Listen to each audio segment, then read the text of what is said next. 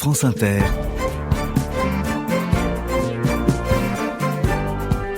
le 18-20, Fabienne Synthès. Ces derniers temps, ça ne vous a pas échappé, dès qu'on parle des plus vieux, voire des seniors, de ceux qui tournent autour de l'âge fatidique de 60 ans et plus et parfois moins. Bref, on n'en parle que pour évoquer leur fragilité, on leur demande de faire très très attention au Covid, on leur dit vulnérabilité. Ou alors, ils ne sont que des papis et des mamies qui n'ont d'ailleurs plus le droit d'aller chercher leurs enfants à l'école. Souvent, ça les agace, et bien ils ont bien raison. Alors pour vous, qui avez déjà fait une grosse partie de votre vie, bien sûr, c'est statistique, vous qui avez déjà vécu, qui avez derrière vous une carrière, une vie, souvent une famille très largement sortie du nid, ce soir, nous voulons célébrer bien autre chose. Parlons d'amour, parlons de désir, parlons de libido, parlons de sexe. Le pan le plus sexy de nos vies, dont certains ont décrété qu'il était fini quand le corps commence à nous échapper un peu, quand le miroir nous renvoie un visage moins lisse et même carrément ridé. Et alors, est-ce que ce n'est pas là, justement, une fois passé ces caps-là, une fois que l'on sait accepter que les années ont passé, une fois que l'on cesse d'essayer de camoufler le temps qui passe, est-ce que ce n'est pas là qu'on peut se réinventer autre chose et aussi une autre sexualité? Qui a décidé que vieillir, c'était cesser d'être désirable, de désirer un corps? Qui a inventé qu'on n'avait plus besoin ni d'amour ni de sexe une fois passé à certains âges? Est-ce que c'est un sujet tabou? Est-ce qu'on parle finalement de sexe parfois bien plus librement, en étant moins dans la recherche de la performance que quand on avait 20, 30 ou 40 ans? Nous avons intitulé ce téléphone sonne l'amour après 70 ans, mais si vous avez un peu plus, si vous avez un peu moins, soyez quand même les bienvenus. Le téléphone sonne. 01 45 24 7000. Allez Marie, c'est avec vous qu'on commence. Vous êtes la bienvenue Marie, bonsoir. Oui, bonsoir. Allez-y, on vous écoute. Il faut que je commence. Bah écoutez, Ouais, tout simplement, nous nous sommes rencontrés il y a 20 ans.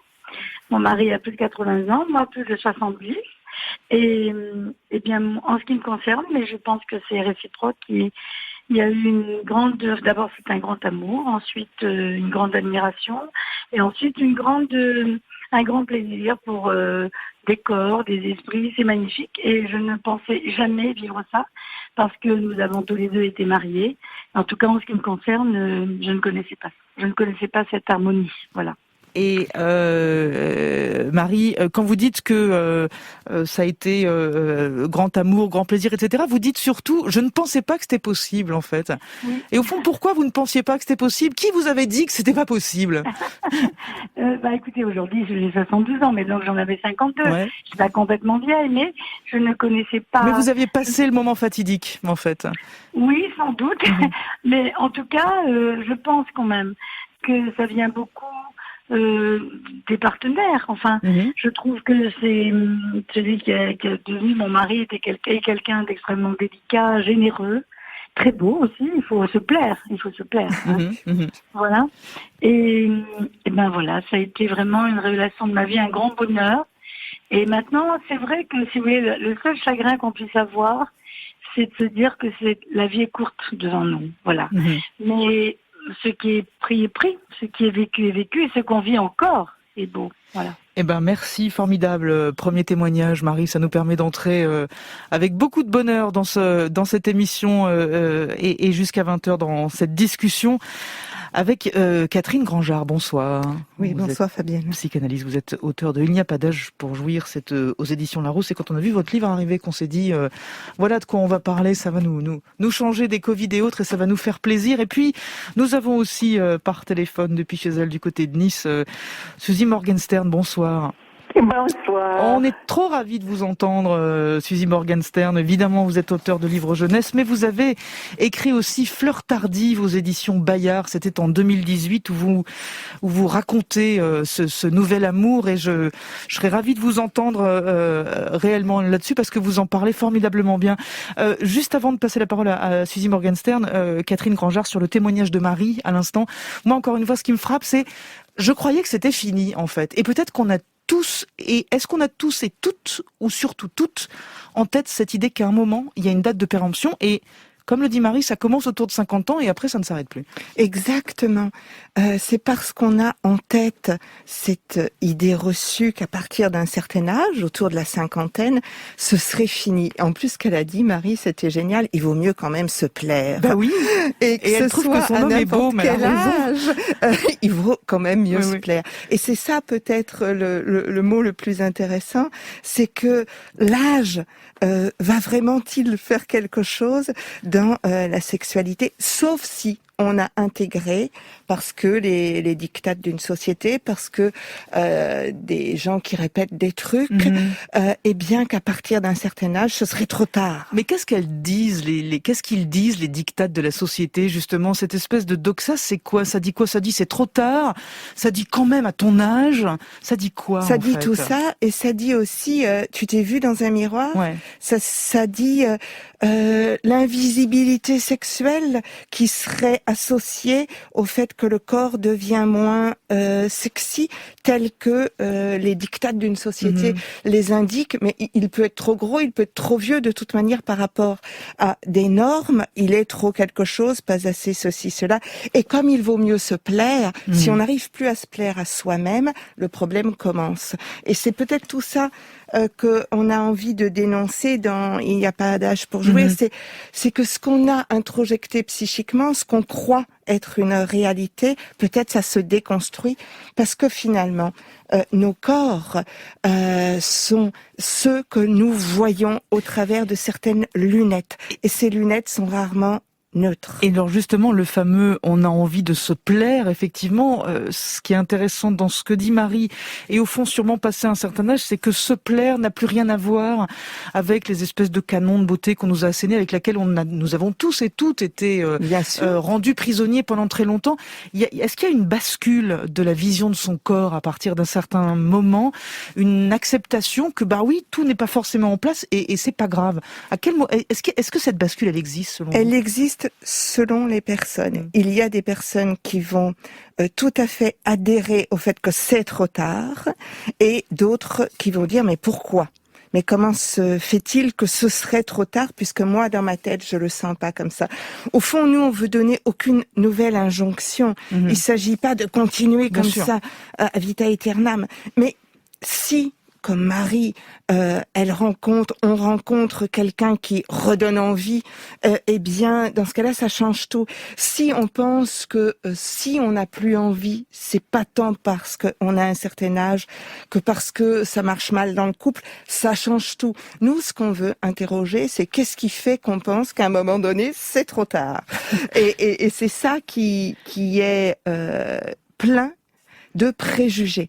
Et ces préjugés ont besoin d'être réexaminés en fonction des histoires individuelles. Et c'est l'accent sur lequel je voudrais vraiment insister. Ce sont les histoires individuelles qui sont les plus importantes. Et c'est de là que Marie, que vous, que moi, que n'importe quel auditeur, auditrice, nous pourrions partir de ça pour trouver un peu plus de liberté dans nos vies. Et Suzy Morgenstern, au fond, notre amie Marie, notre amie auditrice, elle me fait penser à vous d'une certaine façon parce qu'elle dit des choses que je vous ai entendu dire au moment de la sortie de Fleurs tardives. Effectivement, sur le fait que vous pensiez que c'était trop tard, vous pensiez que c'était pas le moment, vous pensiez qu'il pouvait pas y avoir un autre amour, en fait, qui serait aussi fort que le premier. Vous aviez tout ça, Suzy, en tête et ça fait aussi partie des freins, au fond, pour s'épanouir, y compris passer un certain âge. Oui, je me suis complètement identifiée à Marie. Je m'identifiais à toutes les histoires d'amour.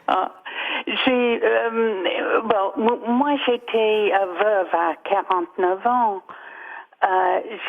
J'étais veuve et grand-mère à 49 ans.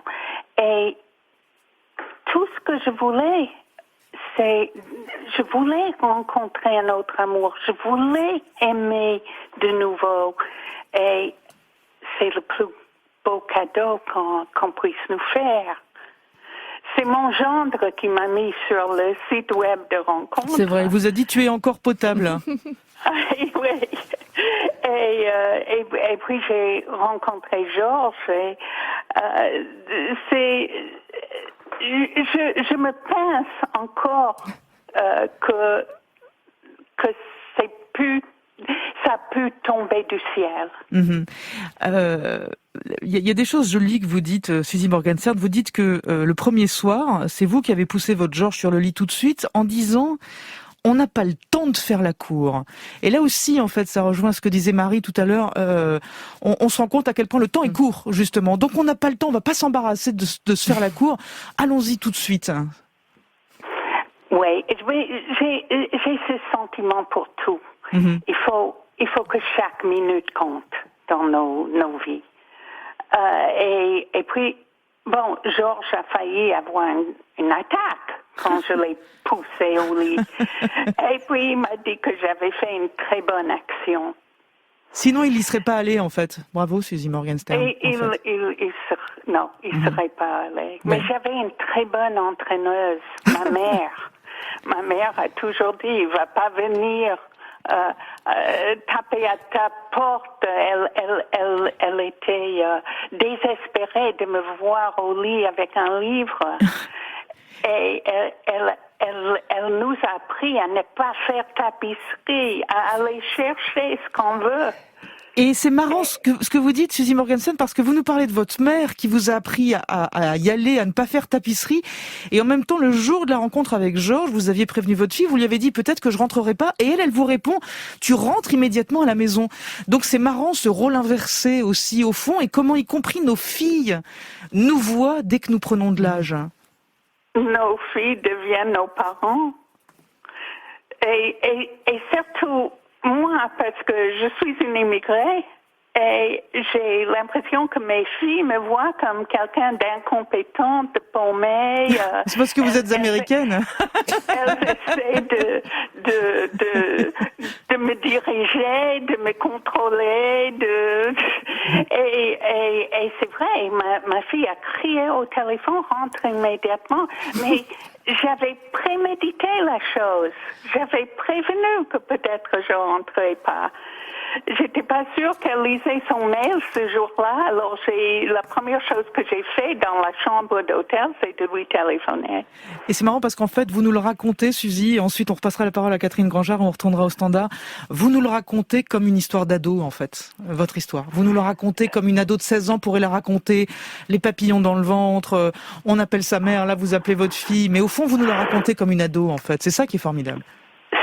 C'est formidable où je suis tarée, parce que je crois que j'ai toujours 14 ans dans ma tête. J'écris pour 14 ans. C'est vrai. Et parce que j'ai 14 ans. Et pourvu que ça dure. Eh ben, c'est tout ce qu'on vous... Je voudrais juste vous dire, à propos de ce que Catherine a dit, l'image de soi, enfin, moi j'ai connu l'extrême parce que après ma 4e séance de chimio, j'avais plus un cheveu sur la tête. J'avais quand même atteint le rêve de ma vie. J'avais perdu 27 kilos avec la chimio. Mais tout dans les seins, les fesses, pas où je voulais. Bah oui. Et puis, Georges m'a regardé avec amour. Et ça permet de passer tellement de choses. Merci 1000 fois, Suzy Morgenstern. Vous restez évidemment avec nous. Vous intervenez comme vous voulez. On va entendre évidemment d'autres auditeurs. Catherine Grangeard, quand même, sur ce que nous dit Suzy, moi, il y a beaucoup de choses ce côté ado, en fait. Mais c'est tellement formidable de se dire qu'on peut retrouver ce côté ado, y compris à 60, à 70, à 55. Enfin, dans tout cet âge où on nous dit, garçons, hommes et femmes d'ailleurs, qu'on est paumé pour l'amour. Absolument, mais Suzy, c'est merveilleux ce que vous dites. Parce que quel que soit l'âge, on a à l'intérieur de nous l'enfance, l'adolescence, quel que soit l'âge, finalement, on change pas tant que ça. Et un autre truc génial que vous venez de dire, c'est le regard qui fait qu'on est beau ou belle. C'est le regard de l'autre qui nous donne cette confiance en soi. Et ça, on n'a pas le droit de nous l'enlever. Et ça, on n'a pas le droit de dire quelque chose qui peut complexer. Et que ce soit une histoire de kilos ou une histoire d'âge, ce qui compte, c'est vraiment cette bienveillance ou cet amour ou cette confiance. Gabi, bonsoir. Bonsoir. Bienvenue, alors, Gabi. Déjà, je vais dire bonsoir à Suzanne Morgenstern, dont je suis une inconditionnelle. J'adore. Formidable. Elle est au top. Eh bien, je vais dire un petit peu, je vais confirmer ce que disait Suzanne Morgenstein dans le sens où j'ai 63 ans. J'ai la chance d'avoir rencontré quelqu'un il n'y a pas très longtemps et de retrouver mes 16 ans.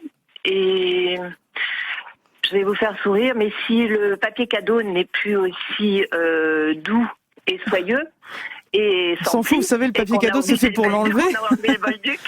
Mais ce qui est à l'intérieur, je crois, est 3 fois plus fort que ce qu'on pouvait avoir quand on a 18 ans. Parce qu'effectivement, on n'a plus d'enfants à charge, on a la chance d'avoir bien vécu, on sait qu'on a plus de nombreuses années devant nous. Et je crois que quand on a effectivement les papillons dans le ventre, qu'on est en plein travail et que tout d'un coup, il nous vient une envie terrible, et qu'on se permet un petit texto sympathique, mignon et un petit peu canaille, et je crois que c'est prouvé à tous les jeunes qui nous voient déjà comme des papis et mamies rentrer dans nos terriers avec les berceaux au bout du pied. Finalement, c'est absolument génial de se dire oui, c'est vrai, je suis surprise moi-même, mais finalement, je trouve être amoureuse à l'âge que j'ai, c'est finalement beaucoup plus magique que quand j'ai eu 18 ou 20 ans. C'est fou que le nombre d'ados qu'on a sur l'antenne ce soir au téléphone sonne. Il y a aussi autre chose, Gaby, vous me direz si je me trompe.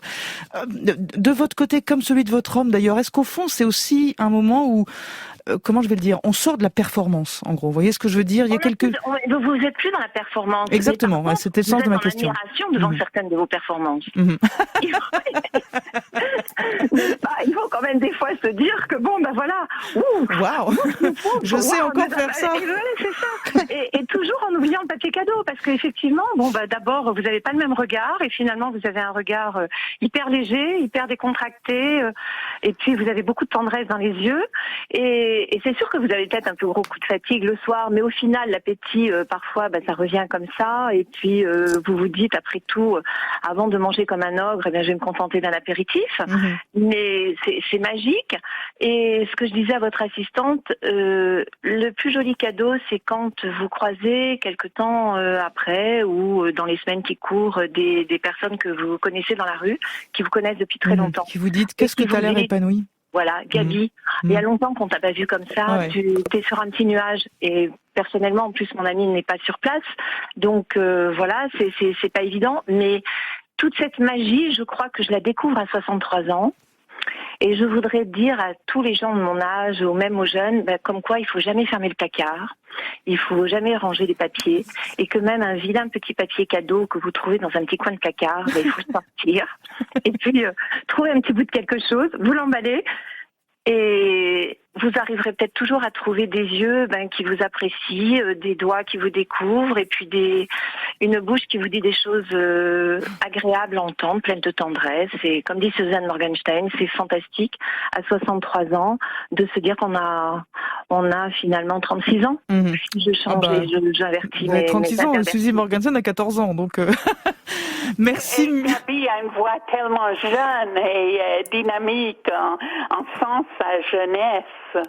J'allais dire, effectivement, Gaby, vous n'avez pas du tout une voix de... Je sais pas si ça existe, une voix de 63 ans par ailleurs. Ça aussi, c'est peut-être un cliché au fond, mais... Oui.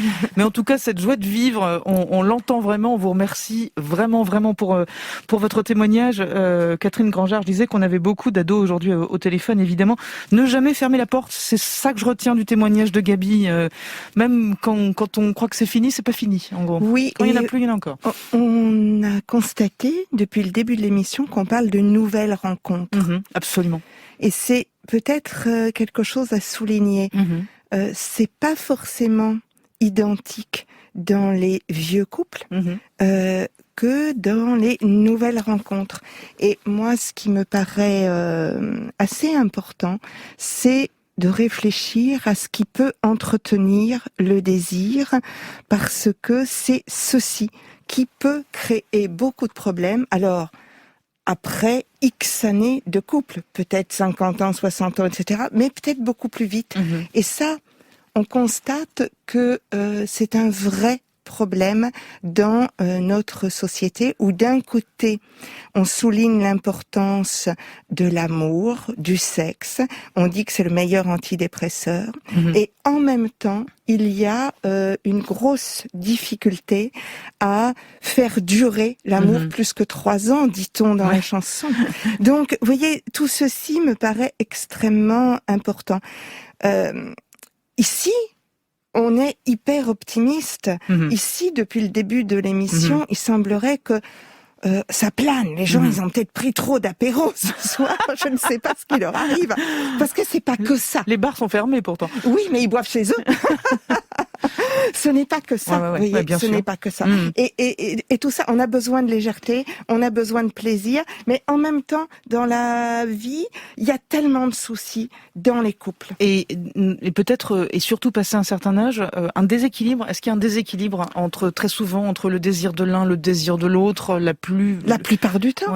Parce que si on est deux sujets, eh bien, se régler sur un même thermomètre, un même baromètre, une même horloge, c'est vraiment pas possible. Et je croyais que vous alliez dire entre les hommes et les femmes. Alors, j'allais y venir aussi, bien sûr qu'il y a une différence entre les hommes et les femmes dans ces cas-là. Écoutez, justement, elle est en train d'arriver jusqu'au standard. On écoutera Sylvie dans un instant qui veut nous parler là-dessus de sa libido. Évidemment qu'il y a une différence entre les hommes et les femmes. Est-ce que au fond, il y a une dizaine d'années de différence. J'ai toujours eu le sentiment, moi, que le 50 ans des femmes arrivait aux 60 ans des hommes, et que donc, y compris dans la libido, on parlait de la même chose parce qu'on arrive à une période de ménopause, pendant que eux, les hommes, sont toujours plus ou moins en forme. Qu'est-ce que vous dites? Je suis pas d'accord. Pas d'accord. Parce que je vais attribuer tout ça d'abord aux images sociales. Les demandes sur les corps des femmes sont extrêmement exigeantes et beaucoup moins sur les corps des hommes.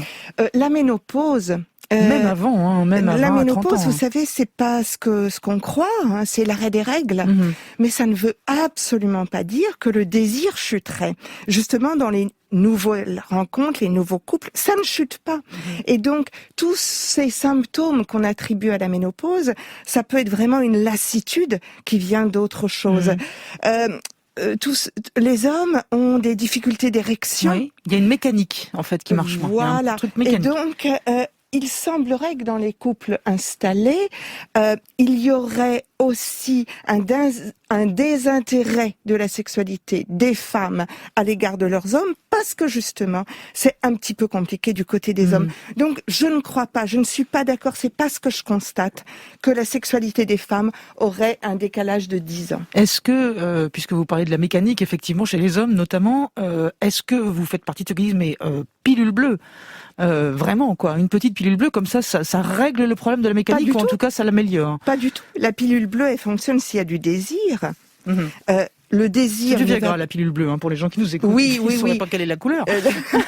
Le Viagra va redonner de la vigueur à l'érection s'il y a du désir, parce que le désir, il est dans la tête, il n'est pas dans le sexe. Et les femmes vont avoir une production de cyprine, une lubrification, pour être clair, pour les gens qui, malheureusement, ne connaîtraient pas encore les mots du sexe. Eh bien, si elle désire. Donc, vous voyez, c'est pas si clair. Il y a trop d'idées reçues sur le fait que les femmes seraient désintéressées du sexe, désintéressées de la sexualité, que ce soit à n'importe quel âge. C'est la sexualité des femmes qui pose problème dans notre société. Et la ménopause, elle a bon dos. Alors, deux choses. C'est la sexualité des femmes qui pose problème dans notre société. Je vous soumets le témoignage de Laurence, qui est à Angers, qui est médecin et qui dit: j'ai une patiente de 86 ans qui m'a demandé est-ce que c'est normal de continuer à faire l'amour à mon âge. Je trouve que ça fait écho avec ce que vous dites, ce genre de questionnement. Et puis on a aussi Sylvie qui est avec nous à l'antenne. Bonsoir Sylvie. Oui, bonsoir. On vous écoute Sylvie. Oui, écoutez, je vous remercie de bien vouloir m'écouter. Simplement, je voulais apporter mon témoignage. J'ai beaucoup entendu ce que vous avez dit précédemment sur le désir qu'on pouvait avoir, sur l'amour qu'on pouvait porter à notre conjoint, quel que soit l'âge. Moi, je voudrais simplement dire que j'ai eu l'impression d'être dépossédée de moi-même et de ma libido depuis que je suis ménopausée. Voilà, donc je suis toujours autant amoureuse de mon mari, tout fonctionne très bien, j'ai un très fort désir pour lui, mais mon corps ne suit plus. et c'est très compliqué à vivre et c'est très déstabilisant parce que l'envie est toujours là, mais ça ne réagit pas.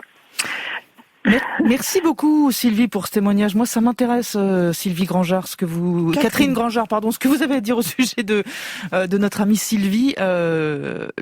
J'aimerais bien, mais le corps ne répond plus en fait, dit-elle. Oui, c'est terrible d'être dépossédé de soi-même, selon cette jolie expression que Sylvie vient d'utiliser. Au fond, à chaque âge, lorsque le corps semble trahir, il y a une sorte de grosse difficulté d'être dépossédé d'une partie de soi. Et ça n'est pas réservé à un âge. La ménopause peut entraîner un certain nombre de symptômes, elle n'entraîne pas obligatoirement.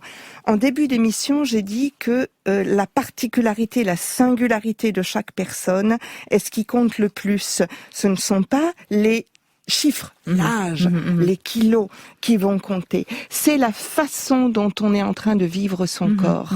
Et il y a des femmes pour lesquelles la prise de pilule va créer une baisse de libido.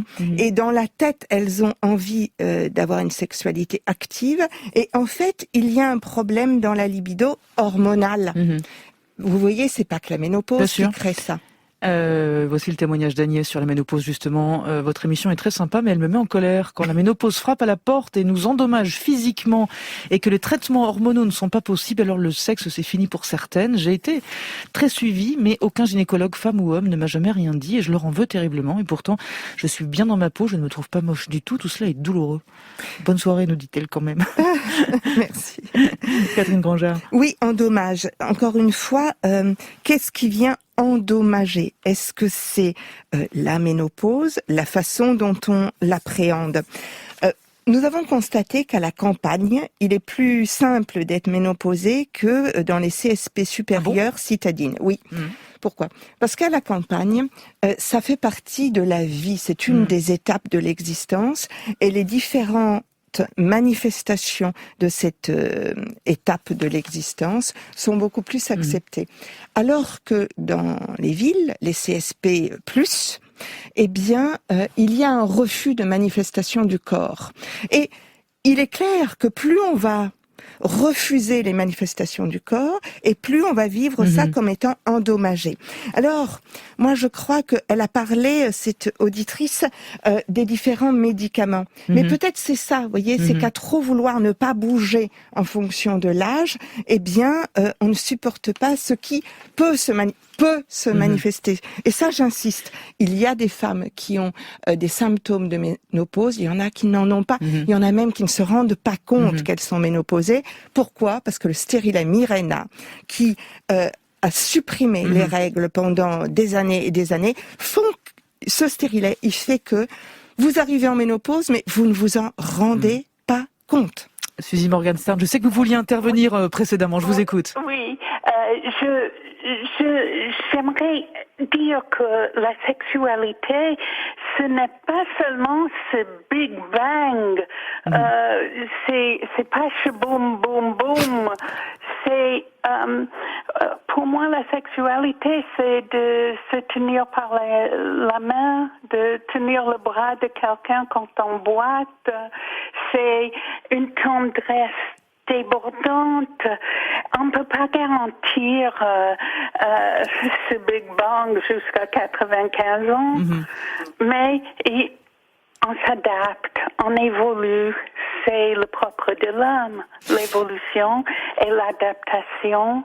Et un petit bisou sur le front, ça peut être la chose la plus sexy qui puisse être. Merci beaucoup, Suzy Morgenstern. En tout cas, ce qui est sûr, Catherine Grandjean, c'est qu'on réinvente. Et on entend bien, d'ailleurs, tous les gens qui nous appellent jusque-là ou qui nous écrivent.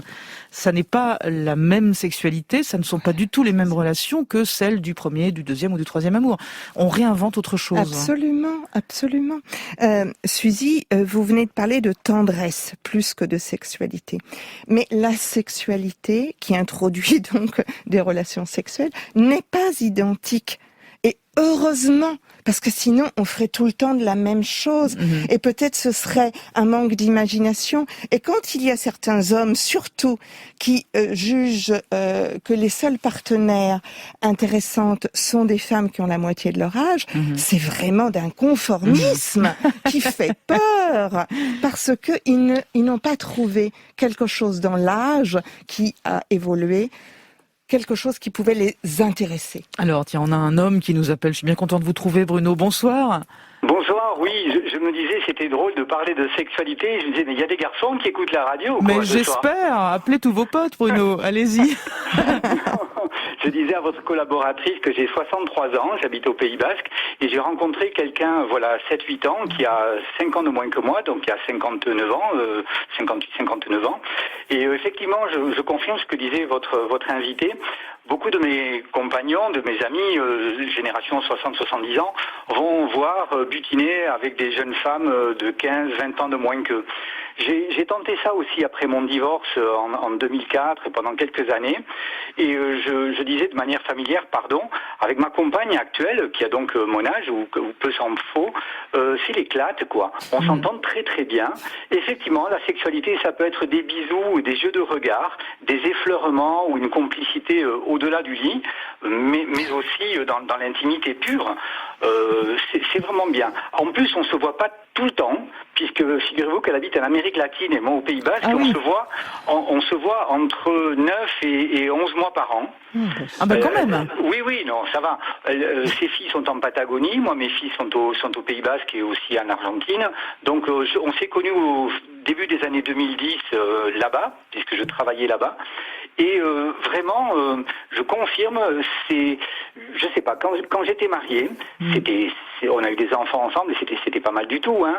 Mais je me suis demandé si on n'a pas tenté une intimité autour de la performance, parfois. D'autres moments de notre couple, c'était une sexualité contractuelle, quoi. Voilà. Mais et là maintenant qu'on avance en âge, elle s'appelle Laura. Écoutez, c'est vraiment très très constructif, on se nourrit l'un de l'autre. J'ose pas dire qu'on s'admire l'un l'autre, faudrait lui poser la question, mais moi elle me fait rire, elle est drôle, il se trouve qu'elle a beaucoup de charme, mais pas uniquement dans l'aspect physique. J'aime ses rides, j'aime ses voilà, et on en rit beaucoup. Voilà, c'était un super témoignage. Voilà. Merci beaucoup Bruno. On embrasse Laura qui nous écoute peut-être, allez savoir depuis l'Argentine. Ce que je trouve intéressant dans le témoignage de Bruno, Catherine Grandjean, il y a deux choses. D'abord, oui, moi aussi j'ai essayé les plus jeunes parce qu'il y a cette espèce de démon de midi ou de je ne sais quelle heure, ça dépend de l'âge auquel on divorce. Effectivement, ça rassure. Ça arrive à beaucoup de gens. Et puis finalement, au fond, finalement non, en fait. Et je pense que ça arrive aussi beaucoup, en fait, de se dire non mais on est mieux finalement avec des gens avec lesquels on partage des choses parce qu'on a un âge à peu près similaire, même s'il y a de très belles histoires à 20 ans de différence, bien sûr. Mais il peut y avoir de belles histoires, quels que soient les âges. Mais en revanche, comme il vient de dire Bruno, en dehors du lit, c'est quand même bien aussi de s'apprécier. Et de rire, et de trouver que l'autre a du charme, et de l'admirer. Et ça, je trouve ça hyper intéressant. Admirer. C'est la deuxième fois qu'on a un auditeur qui a une relation à distance. Celle-là, elle est particulièrement importante. Mais est-ce que là aussi, au fond, en vieillissant, on a moins besoin du côté chacun déballe ses affaires et s'installe ensemble? Est-ce que c'est aussi une caractéristique de ces amours-là? Oui, c'est une caractéristique qu'on retrouve vraiment statistiquement parlant, parce que il y a eu une vie avant, une vie où on a eu des enfants, on a partagé du quotidien, on a fait des tas de choses, et peut-être on a envie d'un petit peu plus de liberté, d'un petit peu plus de distance. Mais Bruno, il a l'air d'être quand même 10-11 mois par an avec Laura, ça fait quand même pas mal déjà. Donc c'est plus vraiment de la distance entre l'Amérique et l'Europe. C'est sûr qu'on peut pas se voir sur un coup de tête, quoi. Voilà.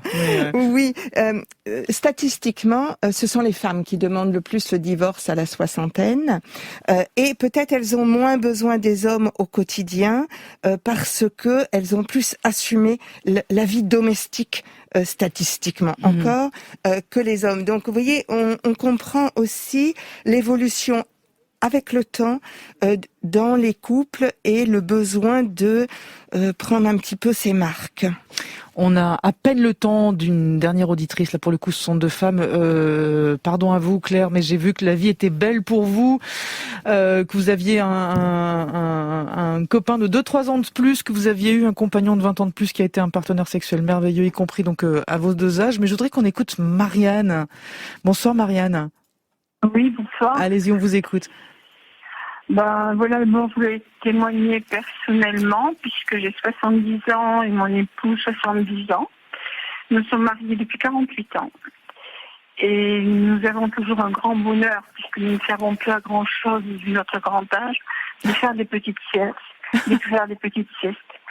Et les événements de la vie ont fait que nous sommes soutenus, maintenus, aimés. Et comme on disait une auditrice, c'est vrai qu'il n'y a pas que la sexualité, mais il y a aussi ces petits câlins l'après-midi où on se caresse, où on s'aime.